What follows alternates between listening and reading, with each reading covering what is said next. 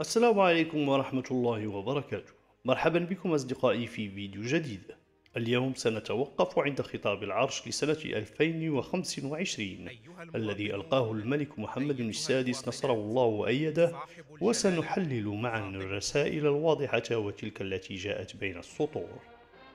سنتحدث عن مستقبل رئيس الحكومة عزيز أخنوش، عن مدى رضا الملك عن الحكومة، عن الوضع العام في المغرب، عن علاقة المغرب مع الخارج، عن ملف الصحراء المغربية، وعن العلاقة مع الجزائر والشعب الجزائري.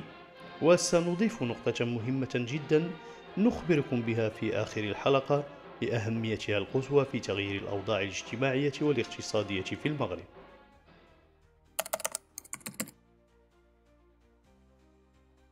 أول ملاحظة لفتت انتباه الجميع هي أن الملك لم يذكر اسم رئيس الحكومة نهائيا، ولم يعلق على عملها بشكل مباشر.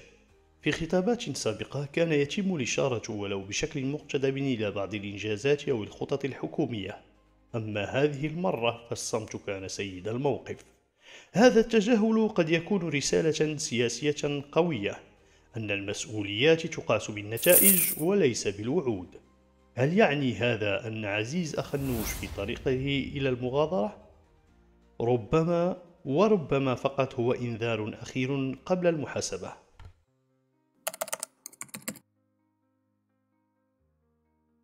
في سياق الخطاب يظهر أن الملك غير راض كليا عن أداء الحكومة. لم يمدح أي إنجاز محدد، بل شدد على ضرورة تسريع وتيرة الإصلاحات في ملفات حساسة مثل التعليم والصحة، توفير فرص الشغل للشباب، معالجة الفوارق بين المدن والقرى. حتى عندما تحدث عن الورش التنموي جاء كلامه عاما وكأنه يوجه إنذارا مباشرا للحكومة: اشتغلوا أكثر وأعطوا نتائج ملموسة.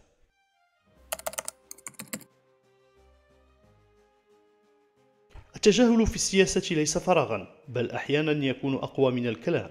الملك ركز على المشاريع الكبرى والرؤية المستقبلية، وترك الحكومة خارج دائرة الضوء، وكأنه يقول: العمل هو ما سيحكم عليكم لا الكلام.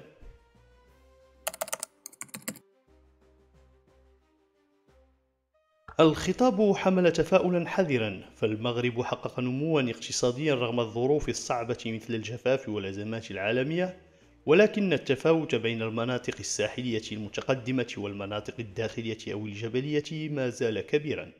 الملك شدد على أن التنمية يجب أن تصل إلى كل منطقة وكل قرية، لا أن تبقى بعض المناطق متأخرة عشرات السنين عن غيرها.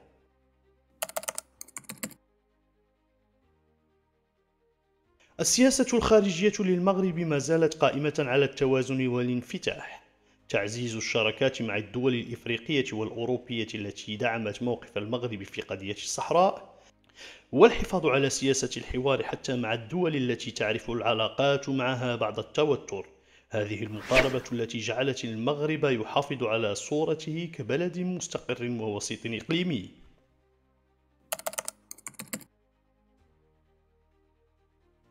إحدى أقوى رسائل الخطاب كانت تجاه الجزائر. الملك جدد دعوته لفتح صفحة جديدة، وأكد أن الخلافات السياسية لا يجب أن تمحو التاريخ المشترك، الروابط العائلية والدين المشترك بين الشعبين.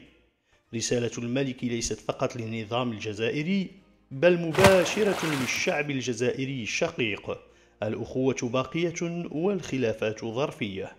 لكن من الواضح أن الجزائر الرسمية ما زالت متحفظة، وهو ما يجعل الكرة في ملعبها.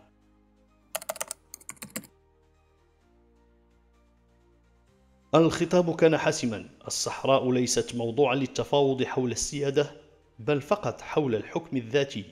الدعم الدولي للمغرب يتزايد، والمغرب مستعد لحل سياسي واقعي في إطار سيادته الكاملة وفقط.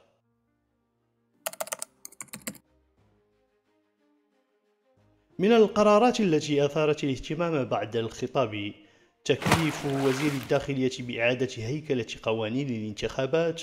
هذا قد يعني أن هناك مرحلة سياسية جديدة قادمة، مع احتمال إعادة رسم الخريطة الحزبية وضمان تمثيلية أوسع للمواطنين. اختيار وزارة الداخلية تحديدا يعطي إشارة على أن الدولة تريد إشرافا دقيقا وضمان نزاهة أكبر في الاستحقاقات المقبلة، وربما تصحيح أخطاء انتخابات 2021.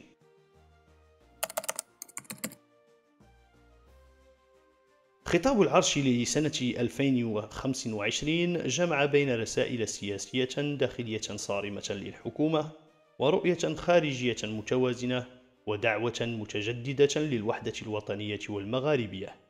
السؤال الآن: هل ستتحرك الحكومة قبل فوات الأوان؟ وهل ستلتقط الجزائر هذه اليد الممدودة؟ اكتبوا آراءكم في التعليقات، ولا تنسوا الإعجاب بالفيديو والاشتراك في القناة ليصلكم كل جديد. إلى اللقاء. مرحبا بكم في قناة آرك، حيث يلتقي عبق الثقافة المغربية بجوهر التسامح. هنا نروي الحكايات، نكشف الجمال، ونبني جسور التفاهم بين الماضي والحاضر، بين المغرب والعالم. إذا كنت تؤمن بقوة الثقافة، بقيمة الحوار، وبجمال الاختلاف، فأنت في المكان الصحيح. لا تنسى الاشتراك وتفعيل الجرس، لأن رحلتنا بدأت الآن.